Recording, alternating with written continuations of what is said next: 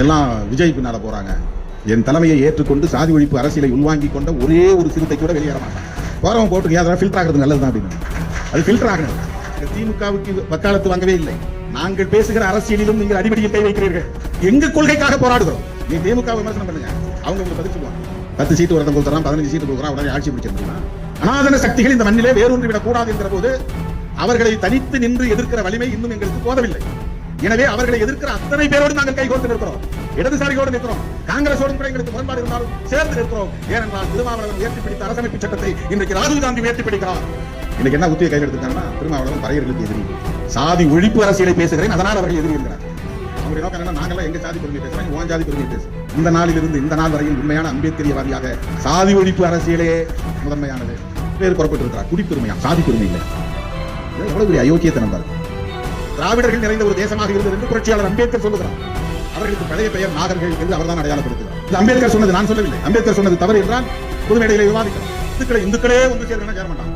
முஸ்லீம் பண்றான் மதம் மாத்திரான், கிறிஸ்தவம் பண்றான் மதம் மாத்திரான், இந்துக்களை எல்லாத்தையும் ஏமாத்தி கொண்டு போய் எல்லாத்தையும் அல்லேலூயா சொல்ல வைக்கிறான்.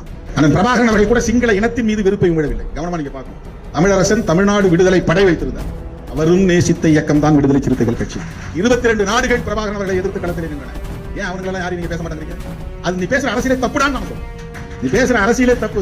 காழ்ப்புணர்ச்சி நீ கத்திரியே தவிர ஒரு மாநில முதலமைச்சர் ரிசைன் தான் பண்ண முடியும். அவ்வளவுதான், வேற ஒன்றும் பண்ண முடியும். முதல்ல நீ தமிழ் தேசியம் பேசுறதா கான்ஸ்டிடியூஷனை ஏற்கக்கூடாது, எலெக்ஷன்ல நிக்க கூடாது.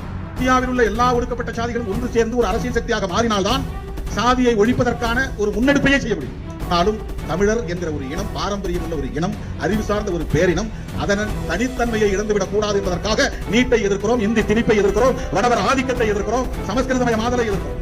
நாம் அங்க வகிக்கிற கூட்டணி, நாமும் சேர்ந்து உருவாக்கிய கூட்டணி, மதசார்பற்ற முற்போக்கு கூட்டணி. அந்த கூட்டணியை வலிமைப்படுத்த வேண்டிய பொறுப்பும் கடமையும் இந்த கூட்டணியில் அங்கம் வகிக்கும் ஒவ்வொரு கட்சிக்கும் உண்டு. தொகுதிகளின் எண்ணிக்கையில் எங்களுக்கு நட்டம் ஏற்பட்டாலும், வெற்றி பெறக்கூடிய எண்ணிக்கையில் எங்களுக்கு நட்டம் ஏற்பட்டாலும் நாங்கள் பேசுகிற அரசியல் பாதுகாக்கப்படும். அதுதான் எங்களுடைய லாபம். ரெட்டமலை சீனிவாசன் தலைவரா, அம்பேத்கர் வழிகாட்டியா? என்ன பம்மாத்து வேலை இது? ரெட்டமலை சீனிவாசனை தன்னுடைய தலைவராக ஏற்றுக்கொண்டவர் புரட்சியாளர் அம்பேத்கர் அவர்கள். வயதில இளைய அம்பேத்கரையே தன்னுடைய தலைவராக ஏற்றுக்கொண்டவர் ரெட்டமலை சீனிவாசன். அவர் பறையர் மகாஜன சபையெல்லாம் நடத்தல, பறையங்கிற பேர்ல இதெல்லாம் நடத்தல, அதோட விட்டார். நமக்கு தலைவர் leader the great revolutionary doctor B.R. Ambedkar. நீங்க உங்களுக்கு ஒதுக்கப்பட்ட 2 தொகுதிகளிலும் வெற்றி பெற்று நாடாளுமன்றத்தில் போய் குரல் கொடுக்க வேண்டும். இது அண்ணன் பிரபாகரன் அவர்களின் அறிவுரை அடிப்படையிலே உங்களுக்கு சொல்லுகிறோம்.